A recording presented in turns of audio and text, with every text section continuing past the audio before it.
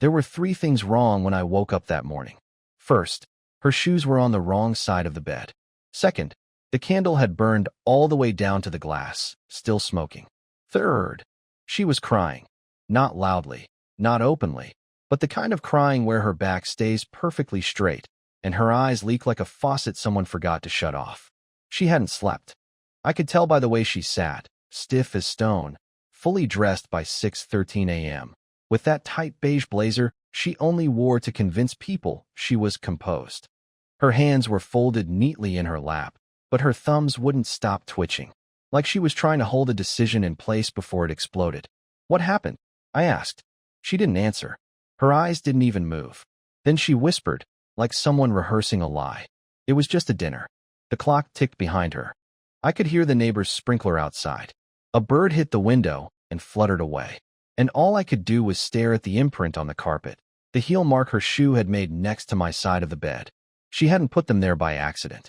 She stood up, reached into her coat pocket, and handed me something. It was a receipt. Just one. From a restaurant we'd never been to. 2 entrees.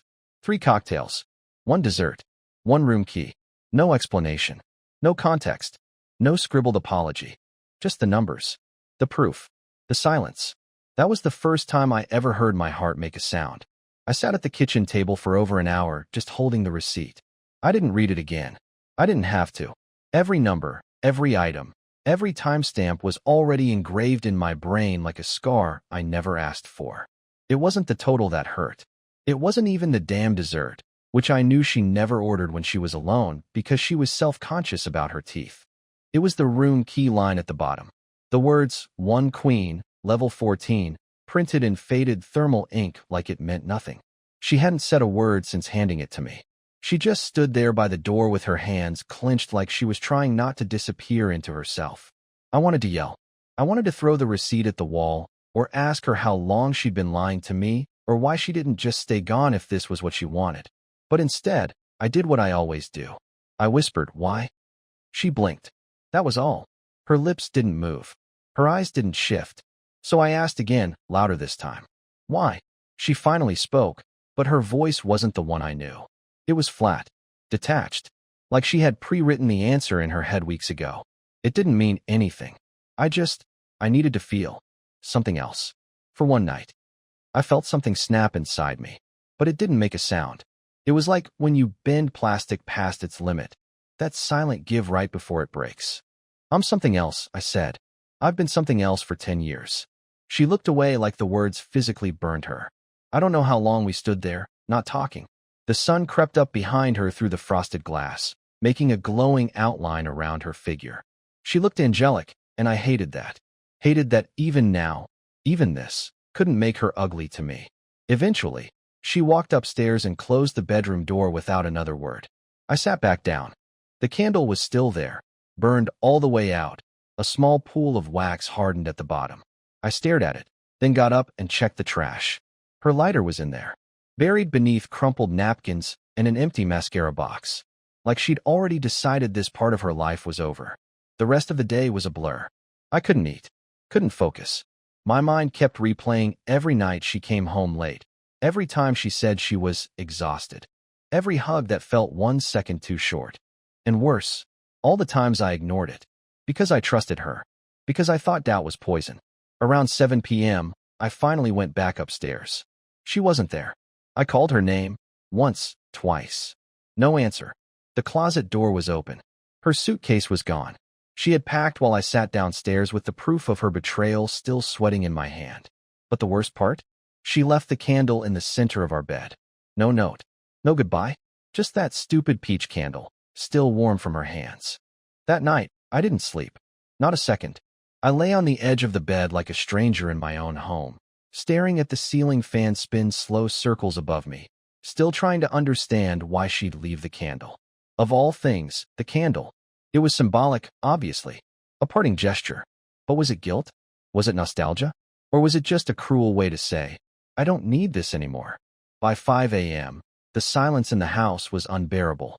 It wasn't just empty. It felt hollowed out, like someone had scooped out all the air and left me inside a vacuum. I walked into the kitchen, opened the fridge, then closed it again without touching anything. I wasn't hungry. I was just restless, panicked, like I was missing something crucial and my brain was doing somersaults trying to find it. That's when I noticed her work tablet on the coffee table. She never forgot her devices. Corinne was meticulous about that stuff. Always had her charger, her backup charger, 2 logins for everything. But there it was, glowing faintly in standby mode. Like it was waiting for me. I stared at it for 20 minutes. My hands were sweating. I'm not the kind of guy who snoops. Never have been. Not even when my gut told me something was off months ago. I believed in giving people their space. In trust. In not being that guy. But then again, that guy doesn't get receipts for hotel rooms disguised as dinner meetings. I finally opened it. Her password hadn't changed. Same as always. Her sister's birthday, reversed. I clicked through her emails, her notes, her client folders. Nothing unusual. It was all clean. Too clean. Like someone had wiped away fingerprints. But in the drafts folder, there was something strange. A message. Half-written. No recipient. No subject. Just a few lines. I didn't expect him to be there. I panicked. I told you I had it under control. He saw something, I think. Please don't come near the house. I'll handle it. My stomach dropped. The timestamp was from the night she came home late. The night she cried in the shower. The night I first asked, why? I read it 3 more times. Each time it hit harder. She wasn't writing about me. I hadn't been there. I'd been at home, waiting, dumb and oblivious. So who was she talking about? Who was him? And more importantly, who was she writing to? I felt dizzy. My legs gave out, and I sat there, blinking at the screen, waiting for it to make sense. Waiting for something in my memory to click. But nothing came. Just a low, ringing sound in my ears and 100 questions I couldn't answer. That message was never sent. It was left there, intentionally or not, like a breadcrumb from a path I wasn't supposed to follow. I closed the tablet. My heart was pounding. I wanted to smash it against the wall, call her, demand answers. But I didn't. Because suddenly I realized something else. She hadn't blocked me. Not on her phone. Not anywhere. She had just left. Quietly. Without hiding. Which meant either she didn't care what I found, or she was daring me to find it. I went back to the bedroom and sat on the edge of the bed. The candle was still sitting there like a relic, as if watching me. I picked it up, turned it over. Nothing hidden inside. No note. No message etched into the glass. But the smell was strong, stronger than usual. Almost overpowering. And then it hit me. It wasn't just a peach candle. There was another scent mixed in. Faint, but bitter. Sharp. Like old cologne. Not mine. I hadn't cried yet. That was the strange part. I kept waiting for the breakdown, the uncontrollable sobbing, the shouting at the walls. But instead, I was cold. Focused. Like my brain had switched into emergency mode and refused to let me feel anything until I had answers. There was something about that cologne, that unfamiliar bitterness masked under peach and wax, that made everything suddenly real. So I started digging. I went through our bathroom drawers first. That might sound dumb, but Corinne was the type of person who organized her life through rituals. Moisturizers in the left drawer. Jewelry in the mirrored tray. Hair stuff top shelf. If something was out of place, it meant something was off. And sure enough, the second drawer was jammed shut like something had fallen and blocked it. I pulled until it opened with a snap, and that's when I found it. Not a note. Not a photo. A tie. A navy blue, silk tie with tiny stitched white dots. Not mine. Never seen it. Still smelled faintly like the same cologne from the candle. I just sat on the tile floor, staring at it like it was radioactive.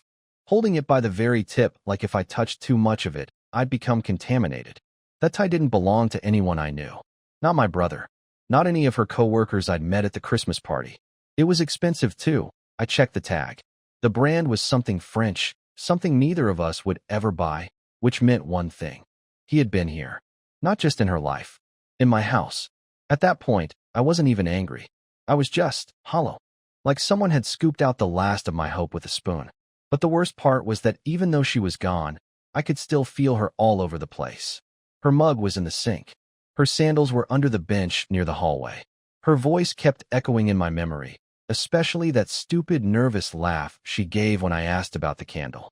I kept hearing it like a skipping record. Later that day, I made a decision. If she wasn't going to tell me who he was, I'd find out myself. So I opened up our shared desktop computer, the one we barely used except for booking travel or checking bank statements. I went through her browser history first. Nothing unusual. A few Zillow listings, 2 open carts for overpriced jackets, and some wedding planning sites she had looked at for her sister. But then I found something in the downloads folder. A photo. Just one. It was cropped weird. No faces. Just a man's hand holding a glass of wine across a white tablecloth. You could see the sleeve of a gray suit. Cufflinks. Fancy watch. The reflection in the wine glass showed a woman's silhouette. Long hair, tight dress. Definitely Corinne. The file name was a string of random letters and numbers, auto-generated. And the photo was dated from 2 weeks ago. On a Wednesday. That Wednesday, she told me she was visiting her mom in Evanston. I checked the location metadata embedded in the image. It hadn't been wiped. Some people forget to turn off tagging. It wasn't Evanston. It was a restaurant downtown. One I knew. One we used to go to years ago, before everything got quiet between us. A place we hadn't set foot in together since the pandemic. So now there was a tie, a scent, a photo, a lie, and still no name. That was the part that drove me crazy. I didn't even have a name to scream into the void. Whoever he wasn't just sleeping with my wife. He was erasing himself as he did it. Carefully, cleanly, like he was used to it. I opened her contacts. No unfamiliar names.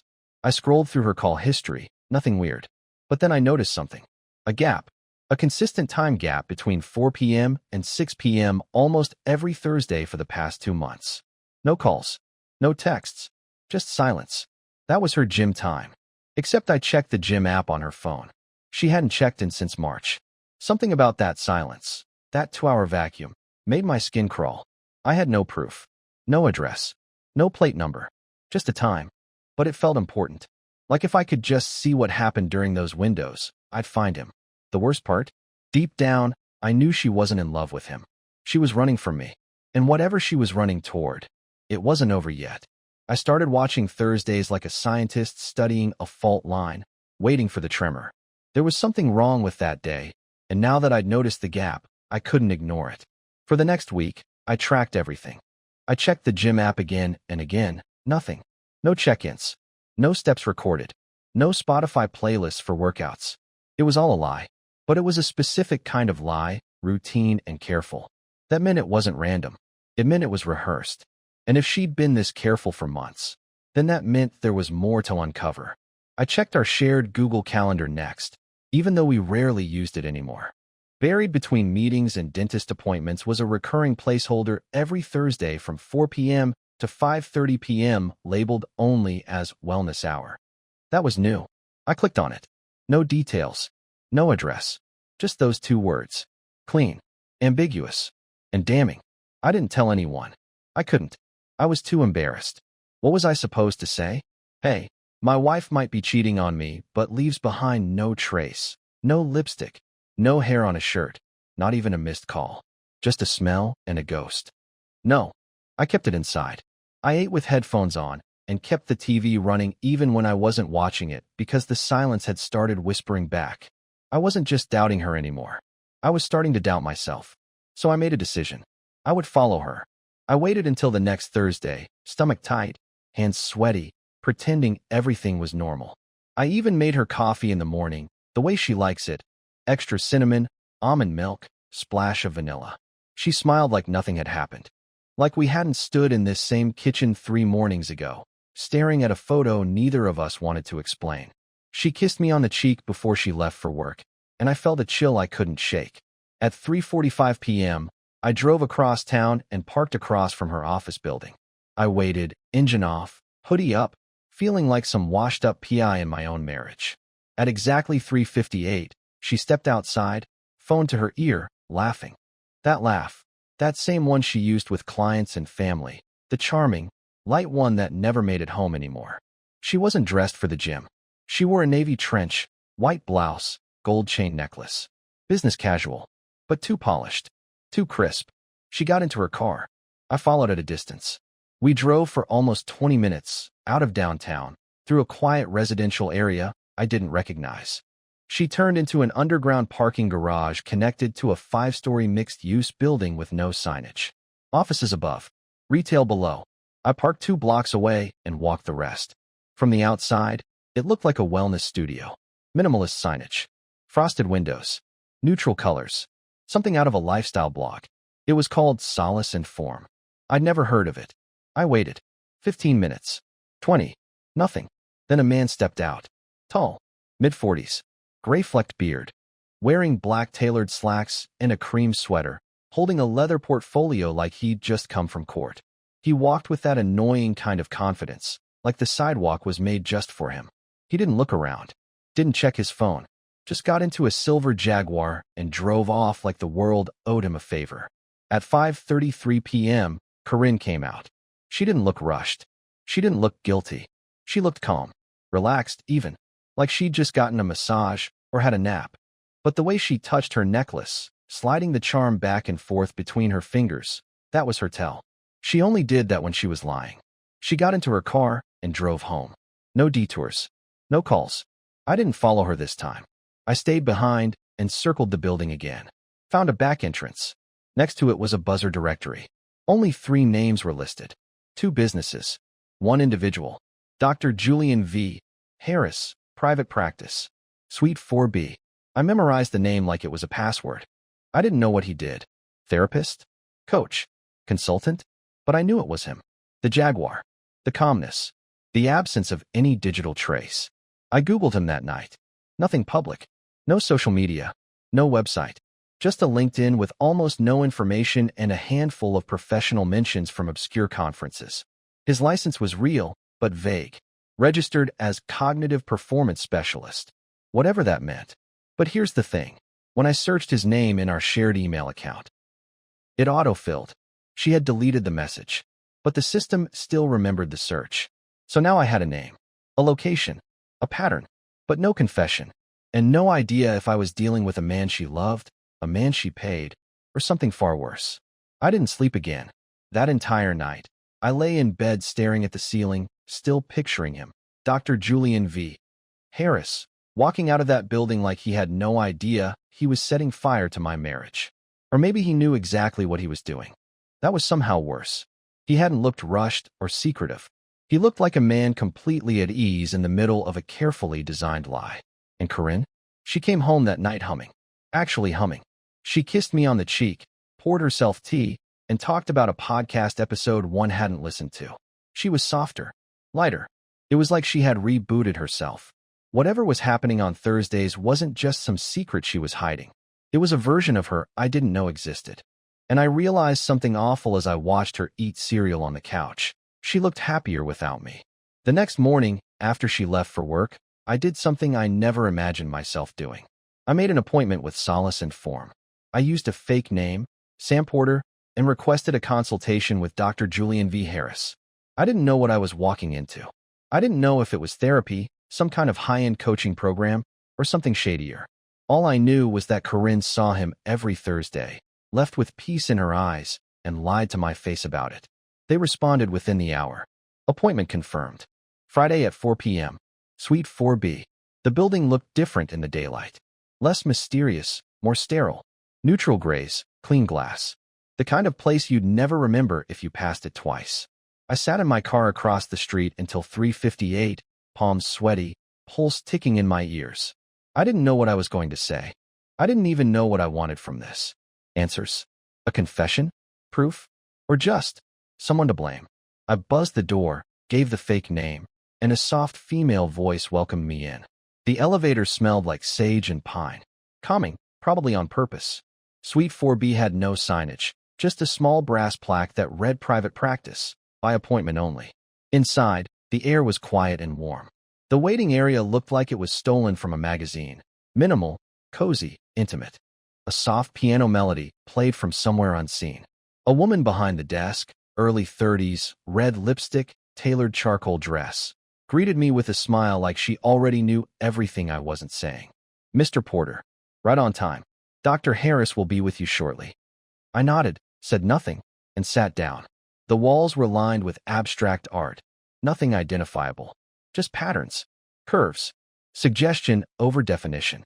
I tried not to imagine how many times Corinne had sat in that very chair. What had she worn? What had she said? The door opened at 4:02. He looked exactly the same. Dr. Julian V. Harris. Calm. Smooth. Warm eyes like he'd practiced the expression in the mirror for years. His presence felt engineered, not fake, but manufactured for maximum comfort. He wore a black button-down, no tie, no lab coat, no clipboard, just him, a relaxed smile, and an extended hand. "Sam," he said, "it's good to meet you." He led me into his office. The lights were dim. Two armchairs angled toward each other, a small table in between with water and tissues. A leather-bound journal sat unopened on the desk. There were no certificates on the walls, no bookshelves, just the art again, spirals and motion. "Before we begin," he said as we sat, "you should know I'm not a therapist in the traditional sense. I don't diagnose. I don't medicate. I help people confront the versions of themselves they've hidden from, sometimes for years." I nodded slowly. "Sounds like therapy with extra steps." He smiled. "Sometimes it is." He asked me gentle, open-ended questions about stress, identity, fulfillment. He didn't push. He guided, like a mental locksmith trying to find the right tumblers. And the worst part? He was good at it. Scary good. I had come in to play a role, to pretend to be someone else. But within 10 minutes, I felt exposed. He didn't know who I was, not yet. But I think he felt the truth, that I wasn't here for healing, that I had come with a loaded weapon in the form of questions I couldn't even say out loud. And then he said something that knocked the breath out of me. "People rarely lie for no reason, Sam. Most lies are built as bridges. They get us from the version of ourselves we can't stand to the one we wish we were." I stared at him, my mouth dry, my brain spinning. I wanted to ask if Corinne had told him about me, if she'd cried in that chair, said my name, called me unlovable. But instead, I swallowed my pride and leaned in. "Do you see couples?" I asked, keeping my voice even. He paused, just for a breath, then smiled again, polite and unreadable. "Only by referral." That was it. The tell. She'd referred him, or he had referred her to something else, something more than talk. I left before the hour was up, and the next day, something even stranger happened. Someone left a package on our porch, wrapped in brown paper. No note, no return label. Inside was a small, black velvet box, and inside that box was my wedding ring, the one I hadn't taken off in 10 years, the one that was still on my hand. For 10 full minutes, I stared at that ring. My ring, still on my finger, still warm from my skin. And yet, there it was, a duplicate, a twin, or worse, a replacement, resting in a velvet box like a threat disguised as a gift. I checked every detail. The subtle scratch near the inside curve from when I dropped it once at the lake. The slightly dulled edge. It wasn't just similar. It was identical. Same size, same weight, same flaw. It was either mine, or made to look exactly like it.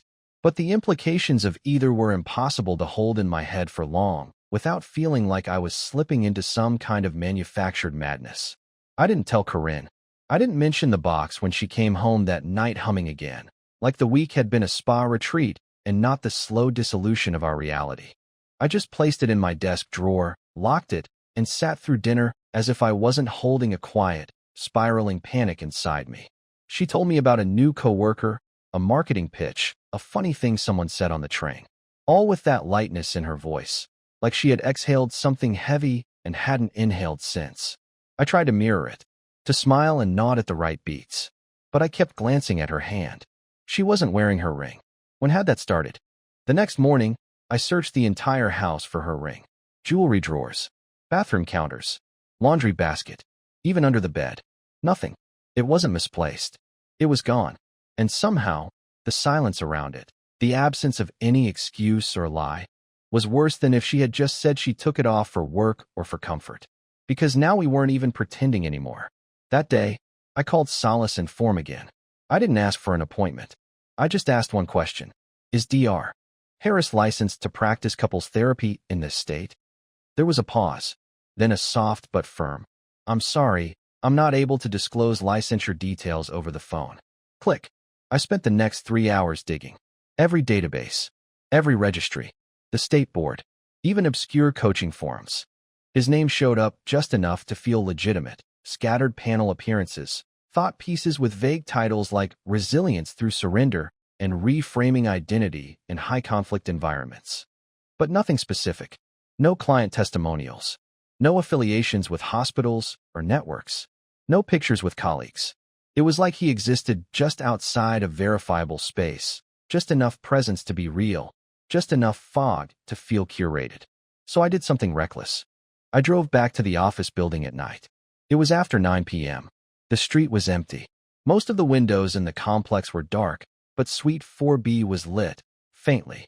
A glow behind the frosted glass, like a candle or a lamp with no shade. The main entrance was locked, of course. I didn't have a key card, but I noticed something I hadn't before. The back delivery door was propped open with a piece of cardboard. No camera, no guard. I slipped inside. The hallway was narrow and eerily quiet. My footsteps sounded like thunder. When I reached Suite 4B, I pressed my ear to the door. Nothing. Just that soft glow leaking out under the frame. I tried the handle. Unlocked. The lights were low, just like during my session, but the room looked different. The chairs were moved. One of them faced the wall. The desk was empty. The journal I'd seen before was gone. On the table between the chairs was a small device. A black recorder, blinking red. Active. Recording. I don't know what came over me. I picked it up. I pocketed it. I told myself I'd listen to it at home. I just needed one answer. One moment of clarity. As I turned to leave, I noticed a thin crack in the wall paint near the bookshelf, something that hadn't been visible before. A draft hit my arm. I pulled at the shelf. It wasn't fixed to the wall. It slid, just barely, revealing a door behind it. No knob. Just a keycard reader and a glowing blue. My stomach dropped. This wasn't a therapy office. Not really. This was something else. Something designed. Something hidden. And I had just peeked too far behind the curtain. I left. Didn't run. Didn't speak. Just walked out as if I hadn't touched a single thing. Back in my car, hands shaking, I locked the doors and finally looked at the recorder in my lap. I pressed play. Corinne's voice. Crystal clear. Calm. Familiar. No, I haven't told him yet. But it's happening. He's starting to notice the gaps. The small things. The little shifts. He's unraveling faster than we planned. Then silence. Then Julian's voice. Good. Don't accelerate it. We want him to ask the questions, not hear the answers. Silence again. Then something that didn't sound like words. A laugh? A sigh? A whisper? Then the file ended. I sat there in the dark, holding something I wasn't supposed to have, hearing things I wasn't meant to hear. And for the first time in my life, I truly didn't know what was real.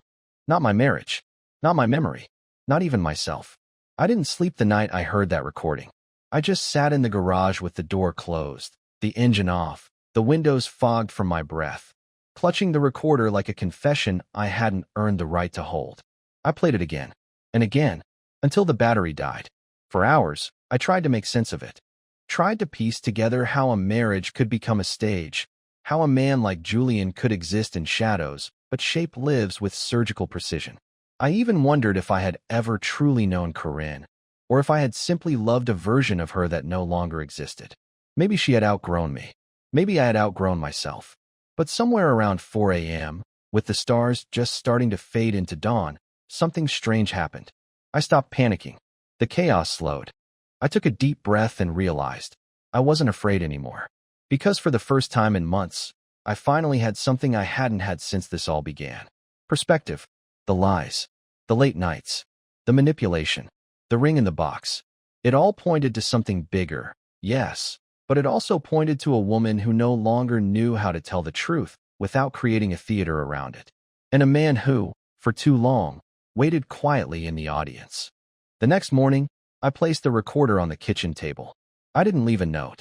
I didn't yell. I just left the house. I drove for 3 hours. Through old neighborhoods. Past the lake where we used to sit in silence and think it meant peace. I drove until I found a roadside diner with chipped mugs and a waitress who called me Han before I even sat down. It felt good to be invisible for a minute.